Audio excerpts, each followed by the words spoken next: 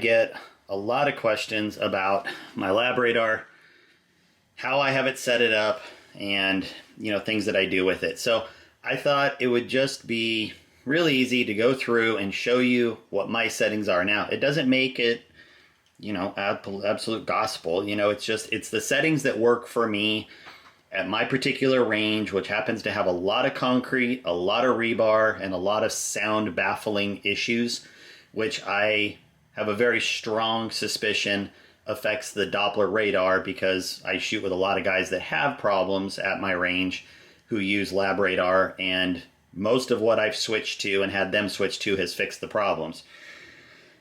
LabRadar is great. It is not without some weird quirks for people. I know people who absolutely have zero issue using one and wonder what all the fuss is about. I have some people who have absolutely thrown them in the garbage and blown them up. It's a very interesting device as a result. But let me show you my settings and we'll just go from there. So let's get into the settings menu. Velocity units, I have feet per second. I know some of these are going to be no-brainers, but I might as well show you all of them. Distance units, I have in yards.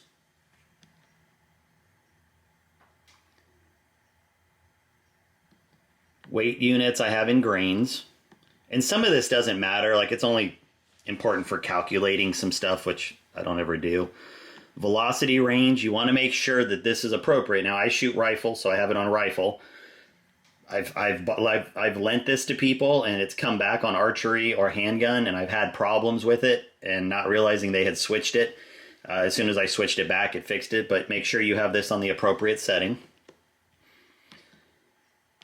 Projectile offset. Now, this one is interesting because since I use the JKL trigger here, the offset is a little less, I don't want to say it's less important, but it seems to have a wider buffer that you can use. But I do still try to keep this pretty close to the real position that I have it in. So if you keep it really close to your gun, you might want to set it at 6 inches. You can go all the way out, of course, to 18 inches. 12 seems to work really well for me based on how I set my stuff up. Distances, now I don't really ever worry about this kind of stuff because I don't really care. All I care about is basically at muzzle, which I set to about 10 yards or 11 yards. In fact, I'll stop. So first measurement is at 11 yards, which works for me. Some guys set it at 20 yards. I think, I don't know, somewhere between 10 and 20 seems to work really well. I like 11 for some reason. The other ones I just don't care about. Projectile weight, again, I don't care. I have it set to, I actually should move this back down. I had it set to 190s back when I was testing the 190 grains. I really don't care about this setting, but since some of you know I shoot 180s right now, I will go ahead and move it back to 180. It has zero bearing on calculating the actual velocity. Arm time, so I leave it maxed out at 300 seconds. If you have it set too low, it'll keep timing out on you, which some people think actually, I've had people say, oh, my LabRadar is broken. It keeps shutting off as soon as you fix this arming time, because you can go all the way down to a stupid amount of time, 10 seconds. And I've had people that have had this setting and they're like, oh man, it keeps turning off on me and it's broken. Again, we fix this, it fixes a lot of things. So I always put it back up to 300 seconds. Screensaver, same thing. I have screensaver set as high as possible for the same reason. Trigger source, I use trigger, again, because I'm using a trigger. Trigger level, I do find that level 1 works the best for me. I know some guys go a little bit higher. I've never known anybody that's had really great success with the way that I use this going higher than level 2, let's say, but I like level 1, it works fine. Transmission channel, so this doesn't matter other than if you have a lot of other LabRadars around you. Now I shoot every Tuesday and there's always 3 or 4 other guys on the line with a LabRadar, so all I did is came in and just randomly picked 9 out of the 12. So there's 12 different frequencies. This sort of reminds me of when I used to race remote control cars and everybody had a different crystal frequency so that you couldn't control someone else's car. So I just picked a random one up around 9 because a lot of guys don't change theirs, so it just keeps you safe. Transmission power, I'd have it on standard. And then system date and time I'm not even going to bother with because it doesn't really matter other than setting it, but you know. And then there's obviously factory reset. I do recommend if you're getting a LabRadar from somebody or you are having problems to do a factory reset and then come back in and make sure that you got everything. And then the about is important. You want to make sure that you're keeping up on the firmwares, and this will tell you what your firmware version is. In fact, to be fair, I haven't checked in a little while. Let me pull it up real quick here. So on LabRadar's website, and I'll show you here in just a second. When you go to their website, they have a download section.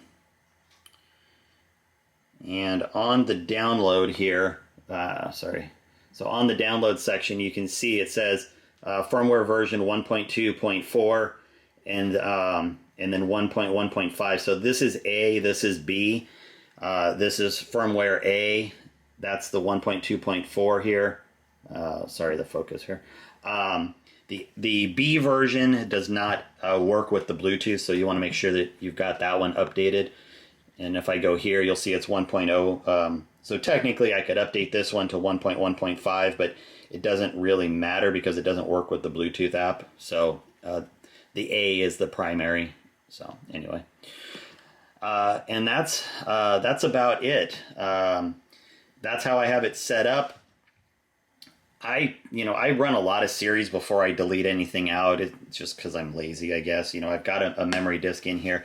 But the last thing I will show you, and let me just get the... shoot, my battery's about to run out. So I'm going to reposition, put in a new battery, and then I'll be right back. Let me show you how I aim this. Again, I'm not saying this is the only way or necessarily even the right way, but it's the way that works for me and it works for a lot of guys. Let's pretend this is my rifle setup going straight at the target. What I do is I typically will try to get this up as far as forward towards my muzzle, but because I'm using the trigger, I don't have to be at muzzle, but I do try to get it as far forward, so I would move it up under normal circumstances. But just to show you, this is how I aim.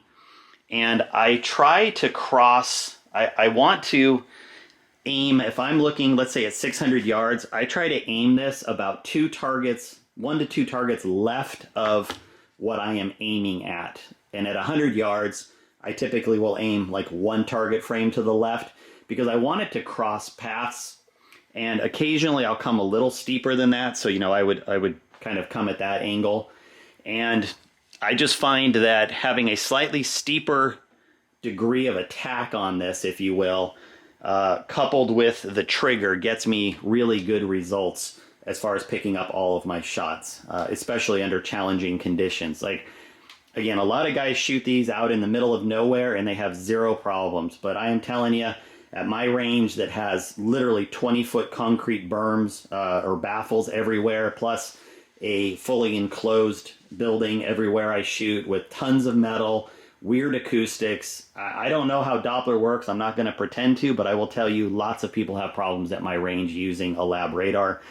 The trigger, coupled with a couple of these changes, has made a huge difference in people getting it to work. So that's how I set it up. If you're having problems, you can try my settings, see if it works. Feel free to call me an idiot. Other people have, but that's what works for me. And at this point, it's still the best option, and I think it is still the best for letting me use it as a defining tool in my load development. So there you go. Have a great day, and I will talk to you guys later.